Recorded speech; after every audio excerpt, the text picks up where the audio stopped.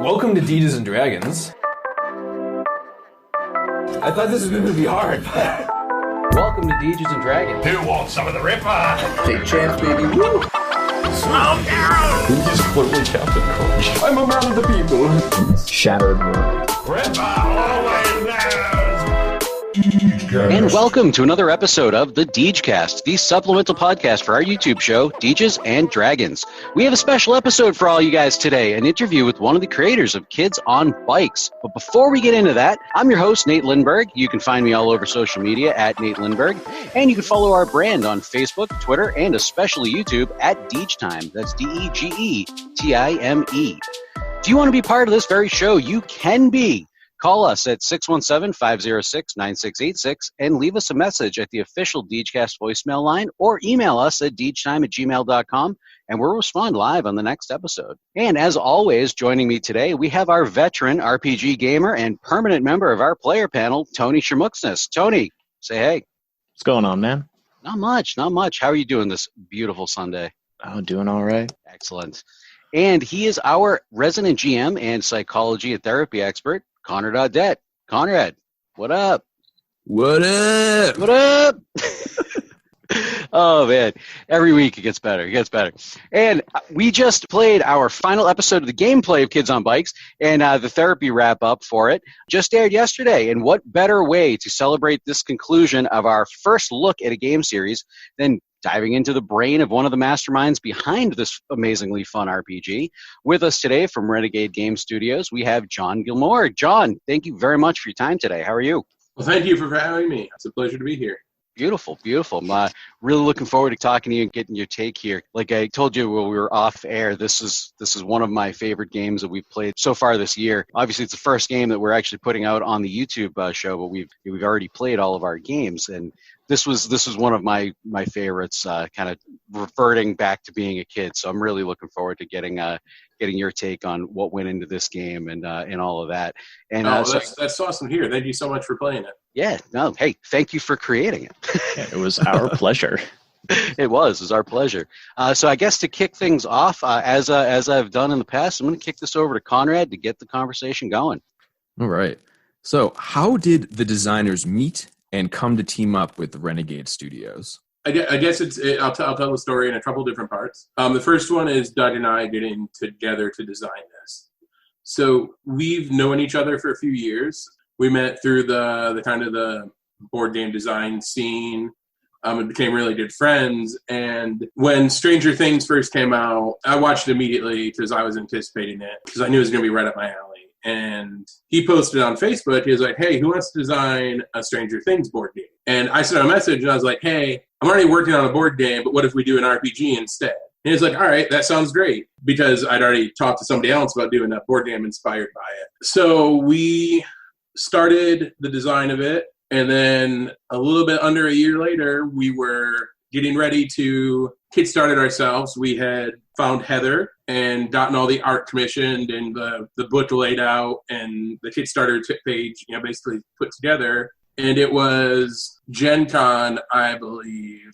And I was running from one end of the hall to another to a meeting. And I ran into Ivan Van Norman, who I knew from online. And we had talked a bunch, but we'd never met in person. So I stopped and I was like, hey, Ivan, and I introduced myself. And he was on his way to a meeting. And he said, what are you working on? And he knew me from the board game side of things. So, I told him and I was like, oh, I'm working on this RPG because I knew that he mostly did RPG stuff. And I showed him the cover and gave him a quick synopsis of the, stuff we thought was pretty clever about the game. And he's like, listen, I got to run to my meeting, but don't show this to anybody else. And I was like, all right, because we were just going to kickstart it ourselves as a little indie project. We had no designs, to find a publisher for it. So I talked to Ivan a little bit later, and he offered us a deal. And then the Kickstarter did way better than expected. And I think like a month or two later, because I think they were already in the talks with Renegade to do some co-publishing stuff with Outbreak Undead, and that ended. And Kids on Bikes ended up being part of that deal as well.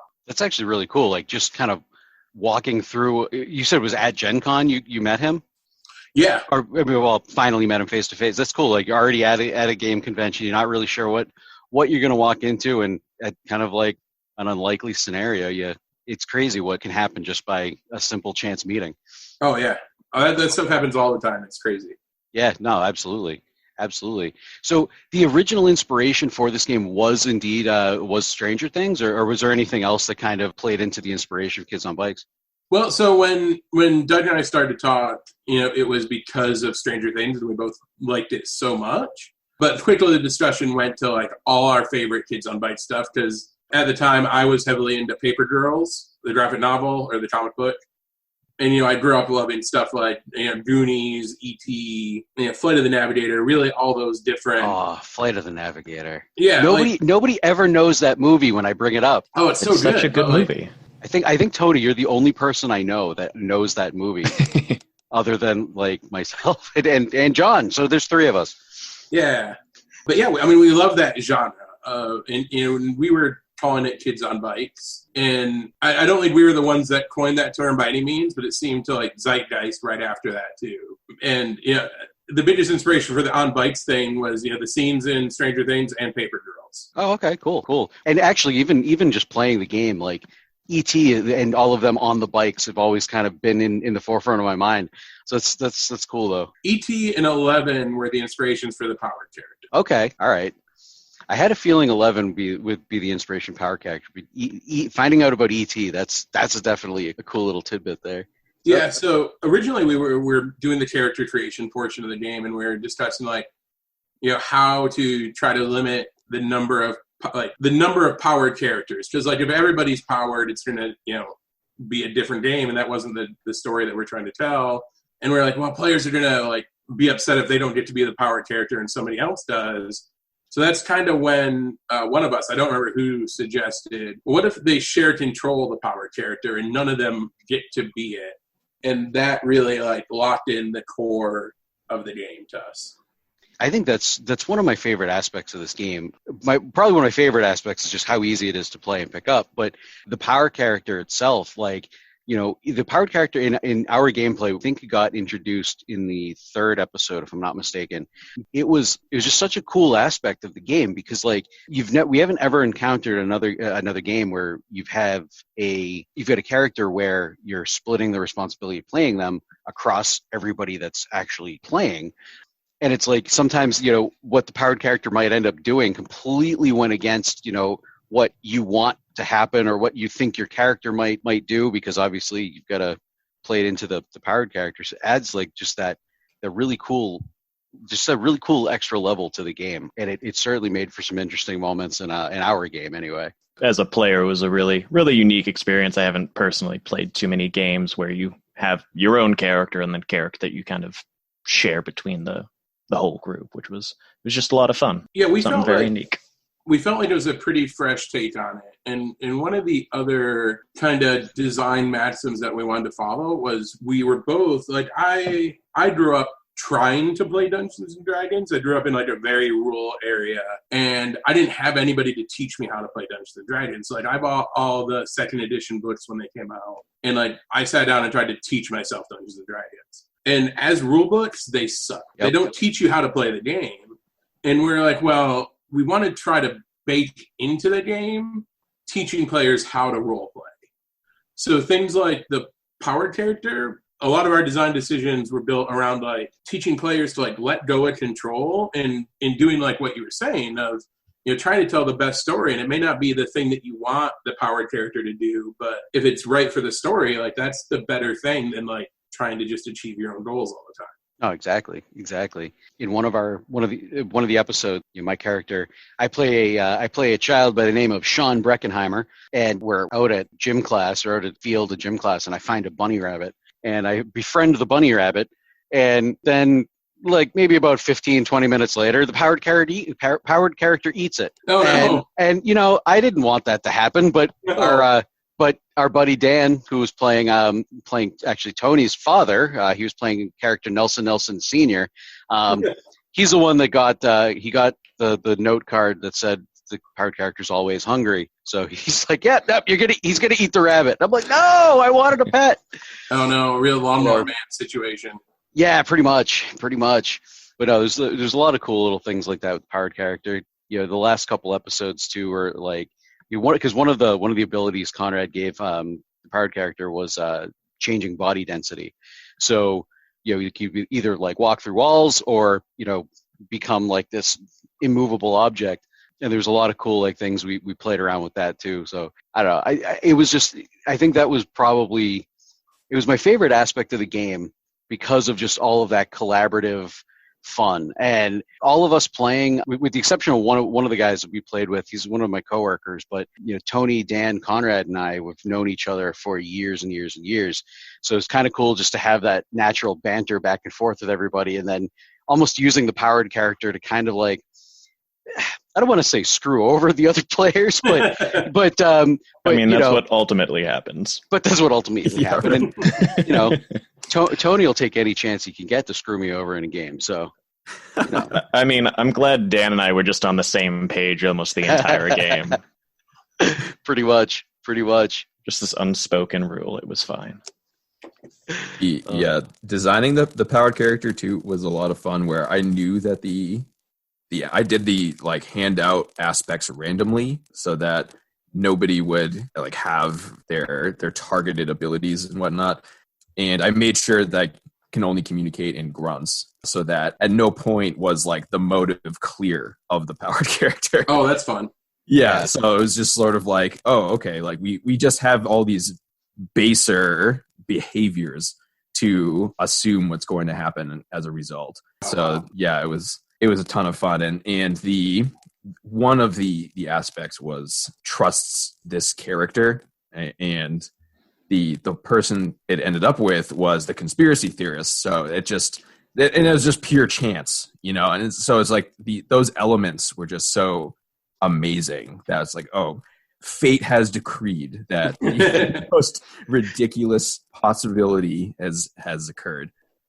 Yeah, and that's the best story. And those stories are what we always want to create, right? Those things that happen in a ridiculous nature that you're just going to talk about for a long time. Oh, absolutely.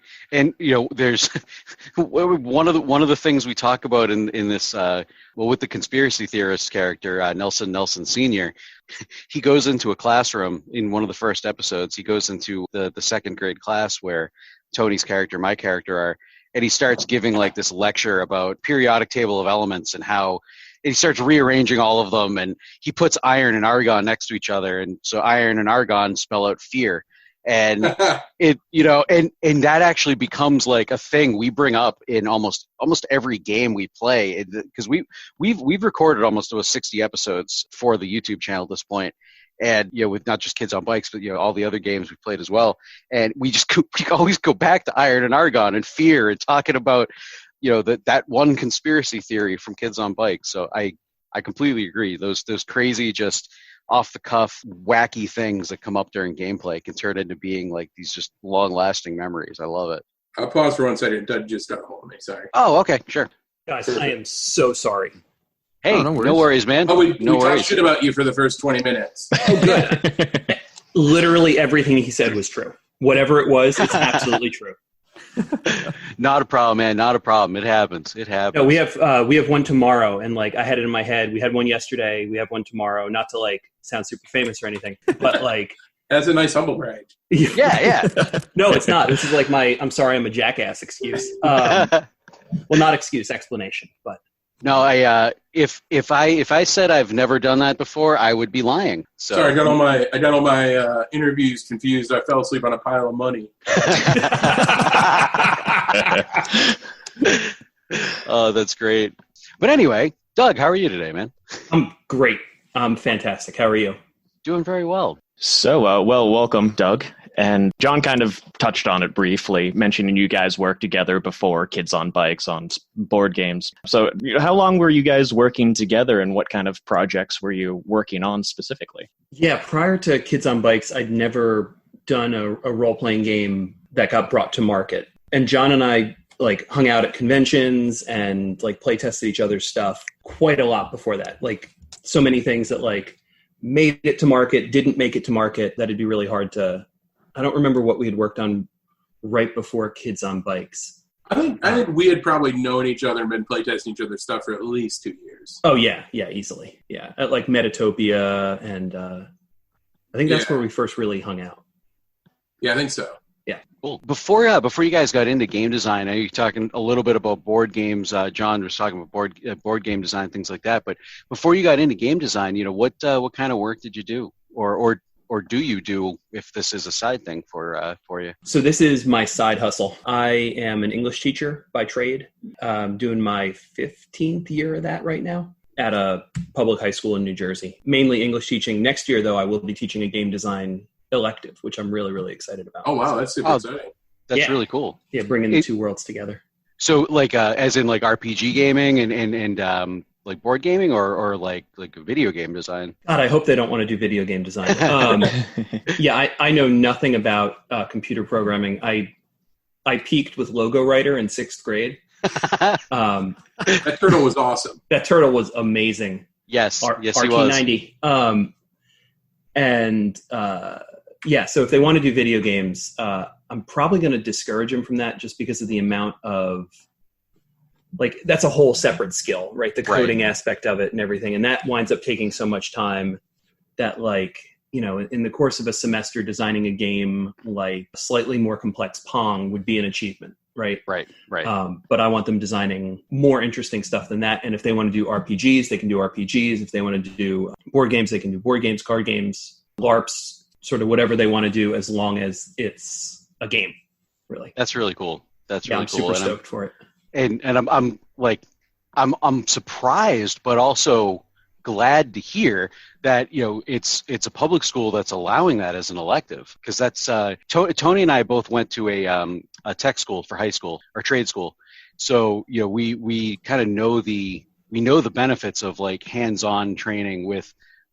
Both Tony and I did electronics, robotics, but the hands-on training with any sort of a trade, or just anything that's a little bit more than just academics. So I'm always for stuff like that gets kids kind of thinking outside the box of the typical mathematics, English, science and all that. We actually have a couple friends, Conrad's wife is even one of them, that they're also teachers, and that they're also bringing gaming into their schools as kind of as a way to socialize, the social aspect, but you also kind of teaching as well. So I love this whole movement, kind of newer. I wouldn't call it a movement, but I'm going to call it a movement of using games in schools. I love it. Love this. Yeah, my district was really cool about it. I proposed it, and they said, "Yeah, if kids sign up for it, we'll run it." So yeah, it's great. If right, I was like, "Yeah, okay, if." Yeah, but unless they're listening, in which case, thank you so much. But no, even if they are, like, I think just having being in a district that allows teachers the freedom to like geek out on something specific and bring it in is just fantastic. Oh, 100%. 100%. And John, what about you? What do you do outside of Kids on Bikes, if this isn't your side hustle? I've been a full-time board game designer for about 4 years now, board and RPG. Nice. Before that, I programmed Degecast robotics. Oh, cool. Yeah. And I wanted to do, like, I went to college for comp sci, and I kind of worked in the programming realm in tech for a long time, and then went into robotics. And I decided that making video games is way too hard, and making analog games is way easier. So that's why I started to design board games. No, hell yeah. Like I said a few minutes ago, Tony and I started in electronics, robotics, and like it was always fun building robots and making them do cool stuff, but it was difficult. I don't necessarily blame you. The math I couldn't do. If it wasn't for, I love the math, and that's the part of board game design I love too. Okay, cool. I don't know if it wasn't for Tony, I don't think I would have actually passed trigonometry in college either. So there's that. Now, in working on just, in games on bikes, but I guess really in all of the projects that you guys have worked on, role-playing games, board games, anything like that, what have you found to be therapeutic about working on these projects yourselves? I love having the creative outlet. So, teaching is a creative thing, but I would say I probably started this about working on game stuff about 7 years ago at like a pretty low point in my life, not professionally, but personally. And having the creative outlet was something that I didn't know I needed until I started doing it again.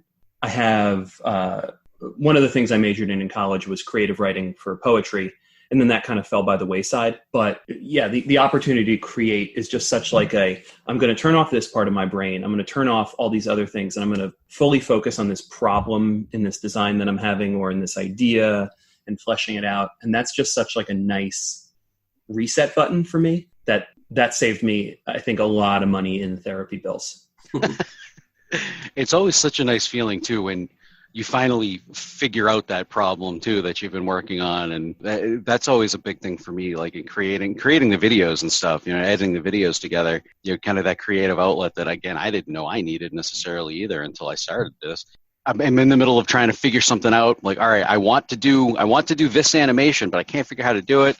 Spend all this time on it, finally come to it, and it's like, I did it, awesome, and you get that overwhelming sense of like pride and accomplishment, and that's always been big for me anyway. But I definitely can relate with that. Yeah, I love the problem solving aspect of it, and I intentionally started to design because I felt creatively stifled. Like I had identified it working in a factory and like having a lot of idle time, as I was doing any kind of menial labor with the robots, like spending that time thinking about making stuff. Yep. And I knew that I had to like get those things out of my head. So, becoming creative again was really one of my driving reasons. Yeah, I relate to that as well. I'm in like business at the moment, and it's so menial. Like you have like all these just things that seem trivial when you're doing them, but like they have to be done, and you just go through these motions. But then there's like that creative splinter in like the back of your mind, and then you go and you look at it and you start pulling on it, and then you start expanding, like and it just clears out all the other stuff, and it's so great to really dive into that. And I take a lot of pride myself in just anything that you create, and then if somebody else like takes enjoyment from it, then mission accomplished. Even if it's just one person. Yes. Yeah, definitely. Yep, 100%. Exactly. So how do you think Kids on Bikes, or really any of the other games that you've created, but Kids on Bikes really in particular, how do you think that can help other people? One of the things we built into the system is the sort of fail forward aspect of it.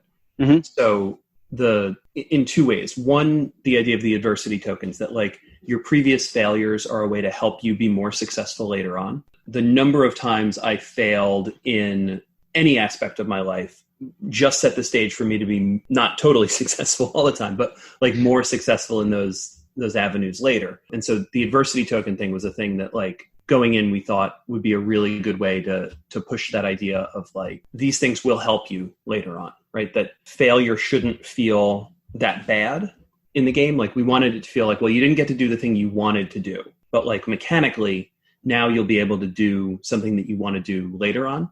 Mm-hmm. But also like in terms of the narrative, we structured it so that one of the things that we tell GMs in the book is failing means that they didn't get to do that thing, but the story should still drive forward. So like we've all been in RPGs where, you're trying to solve this puzzle and you don't solve the puzzle and then you just sit there. And we wanted it to very much not be that thing. Like if you get captured by the evil government forces who are guarding the secret underground bunker that houses the alien spaceship, okay, maybe you don't get to board the spaceship, but something else cool is going to happen because they captured you. Maybe you're going to meet the mole in that group, or maybe the alien is going to bust you out or whatever. And so keeping in mind that, the old cliche, like when one door closes, another one opens, like treating that narratively so that hopefully that sinks in and people think like, okay, like there's always opportunity, right? It might not be the thing I wanted, but I can keep moving in a different direction. Yeah, it's great that you bring that up and that is something we actually talk about in the therapeutic wrap up, is there's such a pervasive theme of lack of resilience in middle school students at the moment, and the fail forward aspect, it helps you take failure and turn it into a new opportunity and a learning experience rather than ruminating on that same failure and then being crippled by it. So that's great that you brought that up too. That's a great aspect for helping people. Yeah, because I think one of the ways that you put it, Conrad, in it was either in the intro or in the wrap up. I don't remember off the top of my head, but it was, failure isn't bad. It's just the way that the narrative's going. And I think that was a really cool, like, kind of almost cliche for life, because like you could try to go in one direction all you want, and then life happens and completely derails you. And, we're all in the midst of that right now. Life happened and we're all quarantined. We can't go out and actually live our lives the way we want to live them at the moment. So it's kind of like, I think it's a really broad example, big example, but even just small things in your life can completely derail any plans that you might have had. I know we've talked a little bit about this before. Anybody listens to the older podcast, but we started to put all this project together almost a little over 2 years ago, and we actually had to take a year-long sabbatical because life happened. So I feel like the fail forward aspect of this game really does help with that, and it's like you might have failed now, but like pick yourself back up, get back on the horse, move on, and you'll end up overcoming whatever it is down the road. So I really did appreciate that in this game. Yeah, and we really wanted adversity tokens to be a collaborative tool too, because we wanted the players to realize that like they could take their failures and help other people with them. And we talked early on about ways to like limit that, and then we kind of just leaned into like, why not like let the players really embrace that? Mm-hmm. Yeah, no, I like that. And in terms of the collaboration, the other thing that we decided early on was like every character is going to be really good at something. So with the 6 stats, everybody has a D20 in something, right? You don't, you can't just be average in everything. You can't, roll your stats poorly and be bad at almost everything. Everybody is really good at one thing. Mm-hmm. And so if my character has a very low grit and John's character has a very high one, like I need to lean on his character when we get into that kind of situation. And then if my brawn is better, then he needs to lean on me in that situation. So yeah, and with the dice too, the exploding dice was a nice feature that we saw emerge in early play tests. And originally we were just going to only let them explode once, but we found that it was more fun to have like these unexpected results of, people trying things that they didn't feel they were good at, and then having these, huge moments and having unexpected things happen. Yeah. I don't think we ended up having any exploding dice moments in our gameplay, but I can certainly see where that's such a cool like aspect. It's like, yeah, maybe it's your D6 or something, and you're trying to, you got to roll the D6, D4. And yeah, it ends up exploding. You really can't think you're going to end up getting through this narrative, but oh my God, you pulled it off. And again, like we were talking about earlier, kind of creates those lasting memories that go on throughout the game or even beyond. Yeah, those big moments. Yeah, exactly. So what do you guys think sets Kids on Bikes apart from other tabletop RPGs? That's a tough one. I think there are so many great tabletop RPGs out there that I don't know that there's one thing that I would say like, oh, Kids on Bikes does this, but no other game does. And I can't think of another game that does the polyhedral, like one polyhedral for each stat. Yeah, I mean, I'm more of a novice player than the other two guys on the call here. I can't think of one that I've known of anyway. And I haven't personally played one, but it's also nice having each die represented by one stat for everybody. Puts everybody on a nice even playing field, so nobody feels left out. That their die rolls didn't give them better stats than the other people playing, right. Which is nice.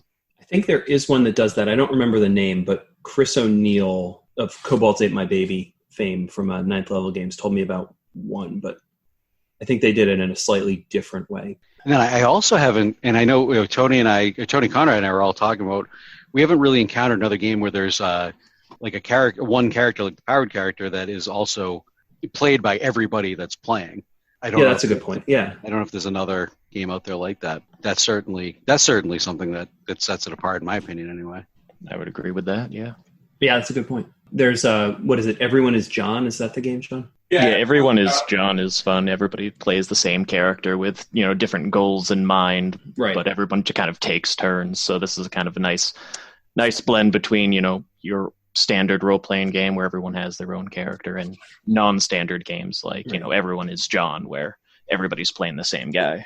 Right. Or Bluebeard's Bride is like that too, I think. But I mean, one of the things that I think sets this apart from something like Dungeons and Dragons is one of my core philosophies in designing is that the rules should get the hell out of the way and let people tell great stories. And D&D is great. It's one of my favorite RPGs. I play it as often as I can, but it's real crunchy, right? Like if I'm trying to do something, it's going to be dependent on this roll and then that roll and then what they roll and then which is still true in Kids on Bikes, but I think ours streamlines that a lot, especially in terms of something like combat in 5th edition, which, I mean, we generally discourage. Yeah, I think the ability to choose which stat you want to use to approach any particular problem is fantastic. Whereas, yeah, like you're saying, like Dungeons and Dragons, like, okay, I have a lock to pick. I roll my sleight of hand or my lockpick tools, and that's it. As opposed to like, okay, am I going to use my brawn, or am I going to use my brains? Like, how will I approach this singular problem? And I have the option to be creative in trying to get to that D20 to really maximize the outcome for any problem that you approach. And then if you can't, you lean on a friend, and it is that effort. But the creative problem solving does, and it adds to the story as well. So yeah, I agree with you about how that's definitely different and a lot of fun. Yeah, and the lockpick is actually a perfect example because in Kids on Brooms, one of the illustrations is a character trying to pick a lock while another one conjures a magical hammer to smash it. That's awesome. No, we'll talk a little bit about Kids on Brooms in a bit because I do want to get into that. You guys obviously just announced Kids on Brooms. I think it was last week, if I'm not mistaken. And as we're recording this anyway, it was last week. Before you guys both joined the call, we were talking and kind of coming up with some cool stuff for what we might do with Kids on Brooms. But I'm looking forward to that.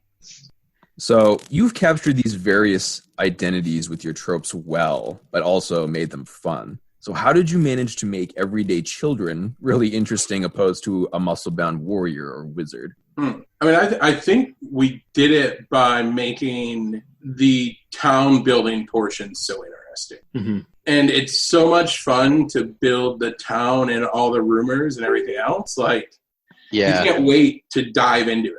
I agree with that. And I think having that rich world like makes those kids interesting. And I think a lot of like as adults, a lot of us have the nostalgia of like, those were some of the best times of our lives, like burning around a small town on our bikes or wherever you live, just raising heck out in the streets. And I think that while it's fun to go to the other side of things, with fantasy or sci-fi, like it's fun to relive those memories a little bit.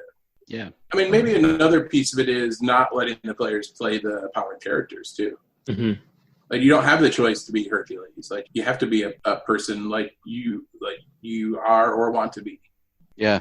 I know. I talked about this in one of our first episodes of this podcast for Kids on Bikes. In Sean Breckenheimer, I ended up playing him kind of very similar to me, and how I was as a kid, maybe just a little bit dialed up. And I ended up exploring things that like I wouldn't have done. There's a part like where I run away from the vice principal so I don't get in trouble. And just like literally, she's trying to come at me with an oaken ruler, dole out the punishment, and I'm just like, I'm faster than you, and I run away and run out of the school, and like that's nothing. It's nothing I would have ever done myself as a kid, but like had to dive into what would I have liked to have done in that situation, rather than be so scared to like, oh my God, an authority figure, oh my God, which is how I probably would have been back then. And like actually figure out what would I have liked to have done in that situation and played it out. So I definitely think that's part of it, is like you're kind of taking a character that, is like you, and it's based in a reality, in the same reality we live in, and then just kind of like exploring things that you may not be able to do in real life, or, may not be comfortable doing in real life. I think that was why I really gravitated towards this game and my character, Sean Breckenheimer in general, because it's like, I didn't have to think about,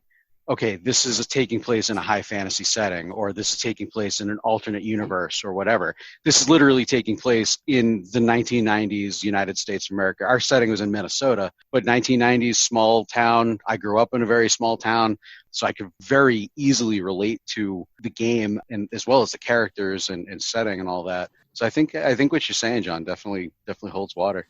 Yeah, we talked about in like the therapy aspect, like that's like one of the most important parts of role play therapy is you get to play out potential outcomes that, you know, in the moment when you're faced with them, you know, you have your set reactions and whatnot, but then we go through them mentally and you get like a better idea of what to do when confronted with these problems. And, you know, like a big one is addiction. And it's like, okay, so like what happens? Like, how would you respond here rather than, you know, panic and, you know, go to this? Then you get to simulate outcomes. And with Kids on Bikes, yeah, you get to look back the nostalgia piece of being like that age. And it's like, okay, like if I played it out differently at that time with this problem, like how is it going to end up?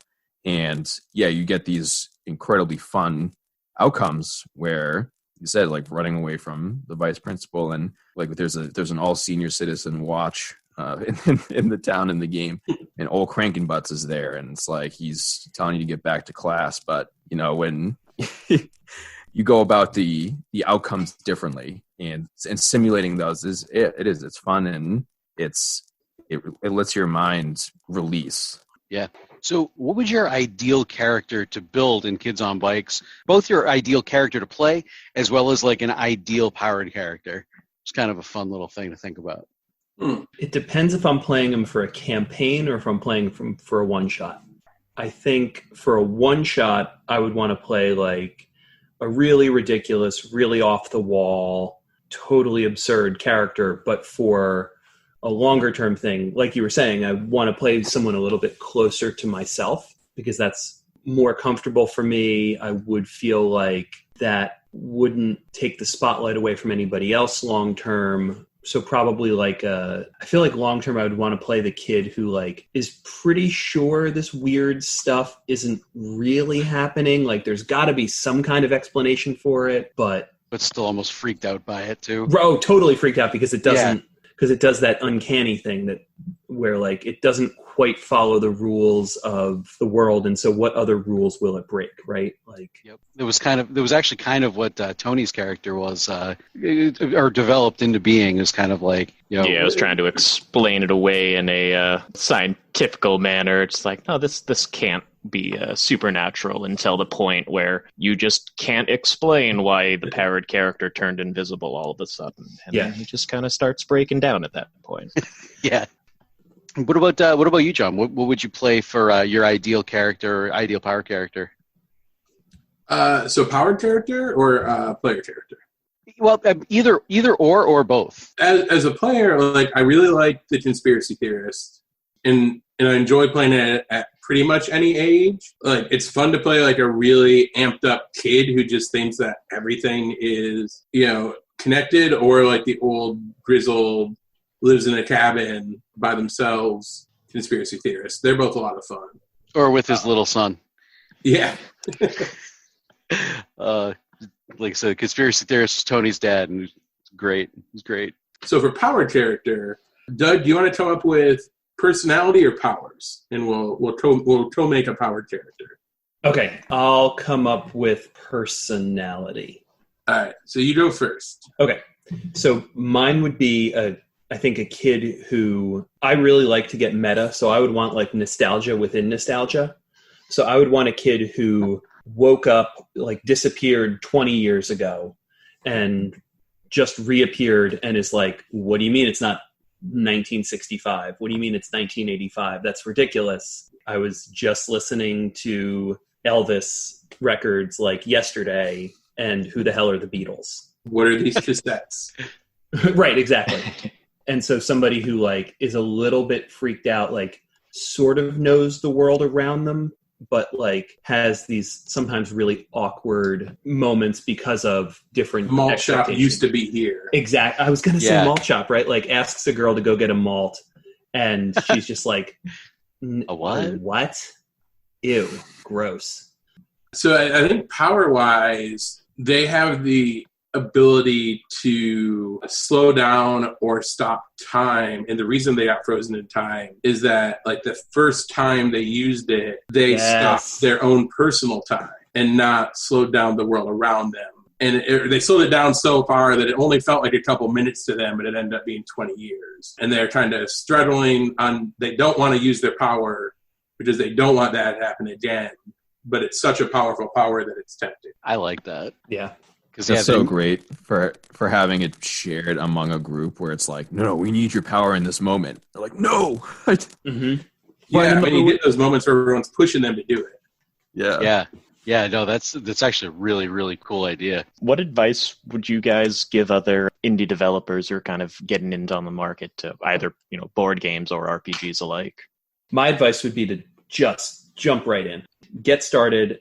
Try to get something out there as quickly as possible to try. Playtest, and don't get stuck on your first thing. I know for me, like the first game that I fully fleshed out, I was like, this is it. Like, this is my opus. This is the one. This is it. And it wasn't. It's fine. It's a good game. I enjoy it, but it's definitely not the one and only. And I think that does us as designers more harm to think I have to get either everything into this or this is the only thing I'm ever going to make. So it's got to be exactly what I want it to be, even if consistently playtesters are saying this, that, or the other. So, yeah, I think like I'll give the rough to hear advice of like, don't be precious with any of your ideas. It really changed the way I designed when I realized that, my ideas aren't always good. And if the game itself isn't fun, I should throw as much of it out as I can to try to find that fun and focus in on it. And rapid iteration and reading up on the fail faster design philosophy. I mean, it's used a lot in like video game and software development, but it really applies to board games too. Like iterate, play, and just throw out. No matter how much you love an idea, throw it out if it's not working. Mm-hmm. I think that's absolutely good advice because it's like I know at least for me, like when I'm editing the videos, for the show. There'll be certain times where it's like, I've got this one idea. I think it's going to be great. I'm going for it. It's either way too complicated. It doesn't look exactly how I want it to or whatever. And it's like, but I had my heart set on it. And I got to I've had to quite a few times, like, okay, you know what? Let's scrap this, start over. And usually I end up coming up with something better and either more simplistic or whatever. But I definitely think that is a great piece of advice to not hold your ideas like too close to heart and be able to let them go and not and be okay with that. Fail forward. Got those adversity tokens. Yep. Goes all full circle. Comes full circle.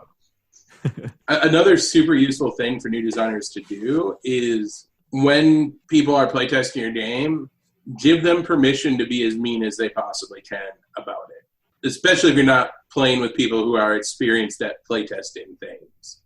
Like, they're going to want to be nice to you generally, especially if it's friends and family. So, like, it took me a while with my local group to, like, convince them, like, hey, we have to, like, rip each other's games apart or else someone's going to do it later in a real public manner.